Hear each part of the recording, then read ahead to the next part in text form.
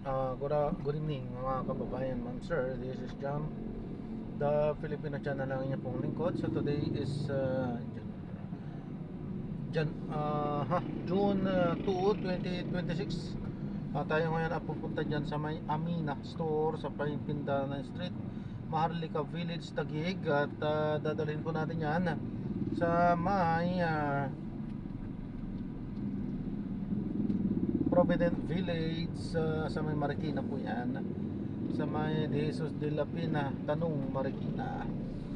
Okay, so magbabalik po tayo mamaya konti po pag nakuha na po natin sila. Disclaimer lamang po, content po natin ni Kalsada at hindi ang passenger. Kaya naman sakasakali man po na may marinig kayong mga pangalan ng lugar, pangalan ng tao, pangalan ng organizations, government o private man yan, ay wala pong kinalaman ng channel na ito at wala pong pinapatungkulan. Lahat po na pinag-uusapan dito ay pawang dito lamang po yan sa loob at wala pong pinapatungkulan sa labas.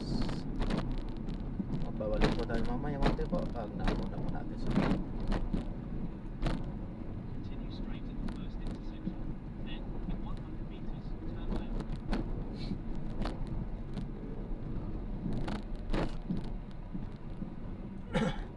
In 80 meters, turn left onto Mindanao. Hindi tayo makapakinig ng mga balita. Pangit ng signal dito sa bandang area to. Ng signal ng AM.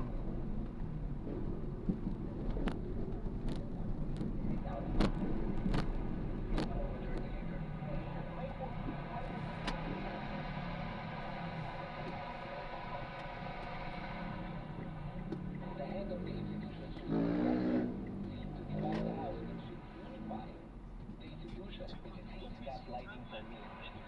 That the responsibility of the independence of the Senate now falls into the minority. Alvin, nagpapala naman ang palasyo sa epekto sa ekonomiya na nangyayari sa Senado. Pwede dyan. Kung ganito po nangyayari sa Senado, may hirapan po talaga. Hindi lamang ang Pangulo, kundi ang taong bayan. Apektado at Pwede po dyan, sir? Hindi pwedeng dumaan dito. Saan po kayo dito, sir? Saan po ba? Bawas to. Saan mo pwedeng dumaan dyan? Doon, Kanan, sir. Pwede tayo dito. Pwede rin po tayo dito. At dito? Kabilaan lang po, sir. Pwede po tayo dito lumusot. Okay. Sige, sige. Dito na lang. Sige. Salamat po. Tiniyak ng AFP na ginagalang nila democratic processes sa tulong mo at hindi nila pakilian ng politika. Ayon sa ikawalang kahit sa ni Senator Cayetano nagkagawa talaga ng paraan para makawagan sa mga agam-agam nila sa pagdidig ng ganitong resolution. Iniinit na walang pinalaman sa impeachment ang pag-upo niya bilang Senate President at tiniyak niyang tuloy ang paglilitis. Pero pinatutsadahan niya ang mga nagpaparesign sa kanya.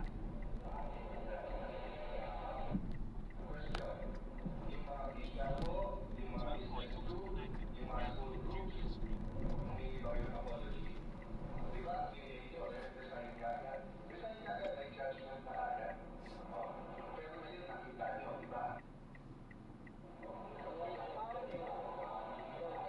Alvin, may mga patutsada rin siya sa magkapatid na Senador Raffy at Erwin Tulfo.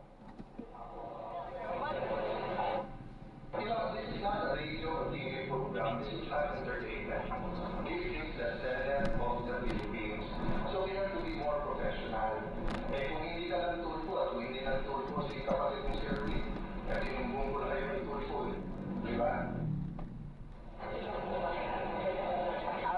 Alvin Pino na rin ang Senate President ang pananahimik na Menorya sa kaso ni Senador Estrada at sinisi niya rin ang Menorya kung bakit hindi mabuo ang Commission on Appointments dahil hindi nga sila magkasundo sa hatian ng mga uupo rito. Alvin?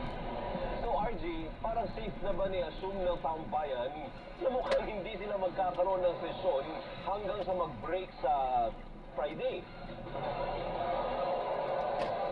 Palagi namang posible yung palagi naman posible iyang sinasabi mo, pero pwede pa rin naman silang magsesyon hanggang bukas kasi bukas ang last day, no? Ang congressional calendar kasi ang sinidya adjournment nila papatak sa end of this week o sa Friday, no? Pero alam naman natin na walang sesyon pag Biyernes at or 4-day work week nga ang Senado pag Biyernes at hindi naman din nagsesesyon ang Senado pag Huwebes.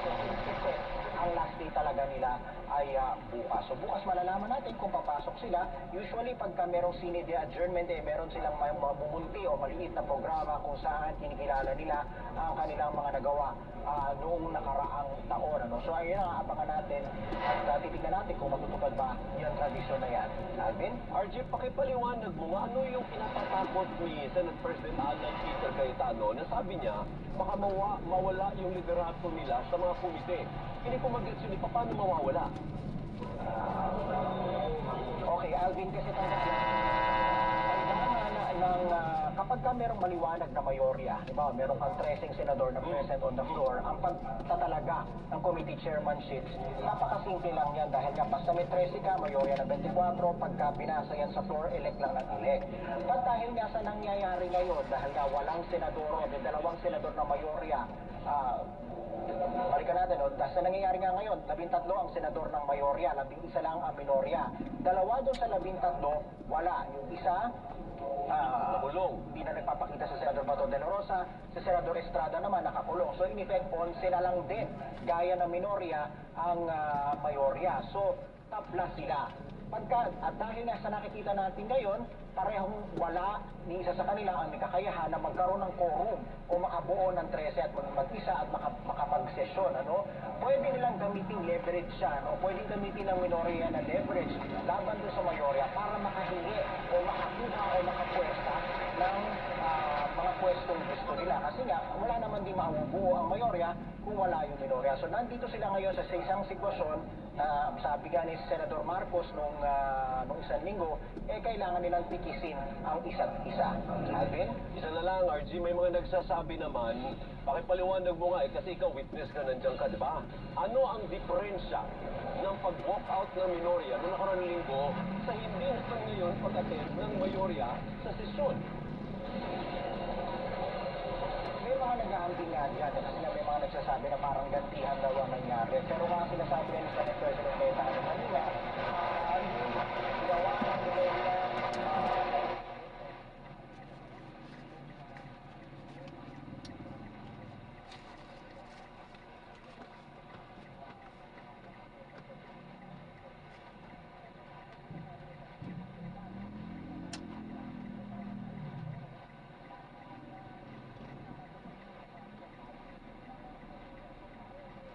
It's south of Pemberton Avenue.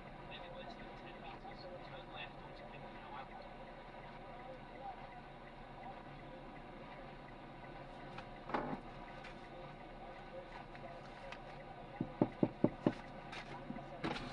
Grab? Doon may parking. Jalal Ahmad. Ha? Jalal Ahmad. Oo.